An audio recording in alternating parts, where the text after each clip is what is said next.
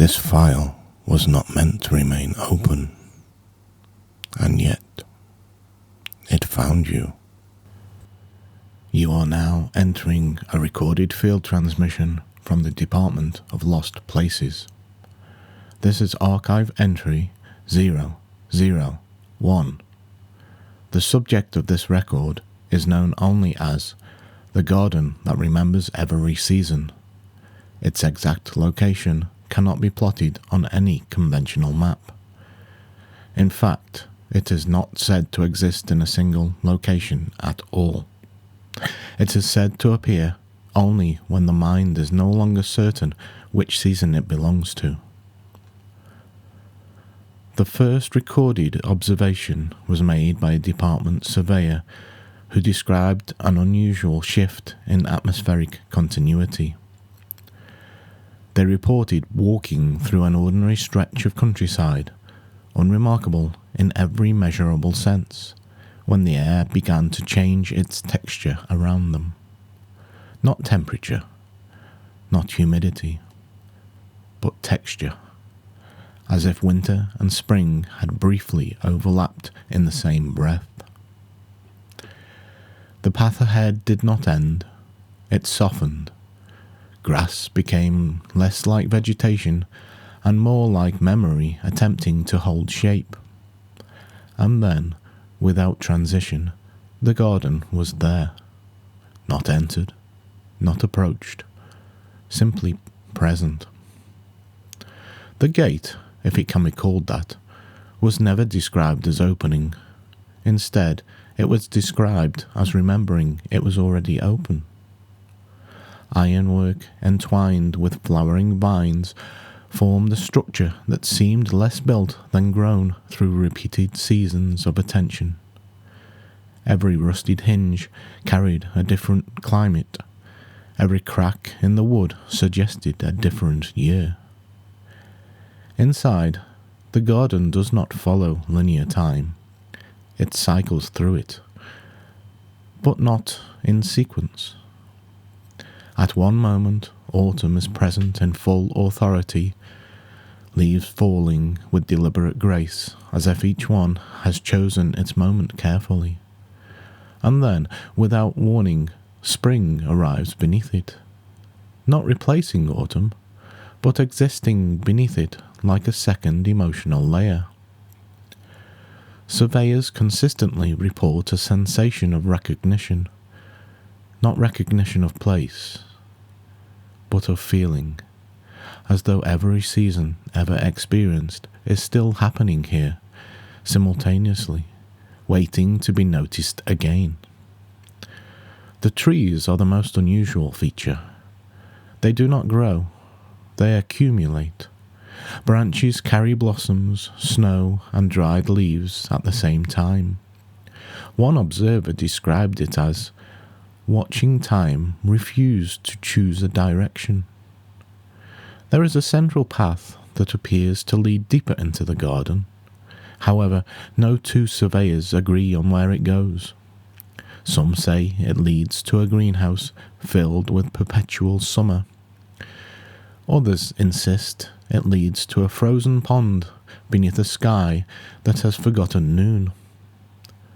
A small number of reports suggest it leads nowhere at all, only a return to the gate, slightly altered, as if the garden is learning from those who enter it. Sound behaves differently here. Birdsong is present, but not localized. It does not come from trees. It comes from intervals between thoughts. Wind moves through the space with unusual intelligence, pausing occasionally as if listening before continuing. Even silence feels layered, not empty, but composed. One of the most consistent findings is the presence of what surveyors refer to as seasonal echoes. These are moments where a visitor experiences a memory that does not belong to them. A childhood winter morning, a late summer evening, a spring rain they cannot place. But each memory feels emotionally accurate, even if historically impossible. The department has not determined whether the garden contains these memories or reflects them. There is a structure at the centre of the garden. Some describe it as a greenhouse, others as a conservatory, others still refuse to name it at all. It is constructed of glass that is never fully clean or fully dirty. Inside, light behaves incorrectly. Not broken, simply undecided. Those who claim to have entered the structure describe rows of plants that should not coexist. Snowdrop flowers blooming beside desert succulents, cherry blossoms drifting across sand, vines shaped like frozen lightning. Each plant appears perfectly adapted to a season that does not exist anywhere else. At the heart of the structure is a single table. On it are placed 4 objects: a dried leaf, a fresh bud, a frozen petal, and something that cannot be classified, described only as a warm absence. No known surveyor has been able to explain the significance of this arrangement. However, all report the same sensation when viewing it: a quiet understanding that all seasons are occurring simultaneously, and that time is not passing through the garden. It is resting within it. There is one final and consistent observation. Visitors do not leave the garden in the same emotional season they entered. Those who arrive in grief often leave with something resembling spring. Those who arrive in joy often leave quieter, as if autumn has gently passed through them. Not loss, not gain, adjustment. It is important to note that no physical evidence of the garden has ever been retrieved. No soil samples remain stable. No photographs retain consistent detail. Images shift depending on when they are viewed, as though the garden resists being fixed into a single interpretation.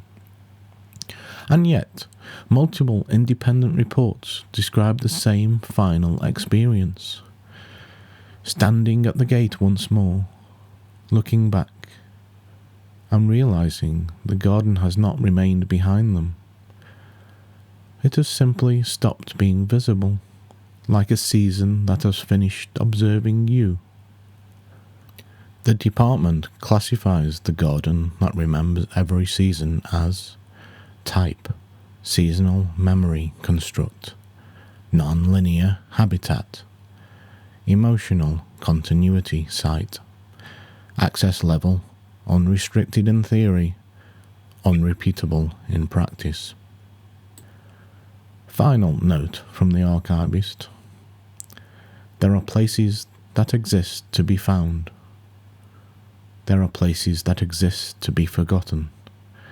And then there are places that exist only to remind you that everything you have ever lived through is still happening somewhere. Just not in the order you expected. This concludes archive entry 001. The record is sealed. The garden remains open. End transmission.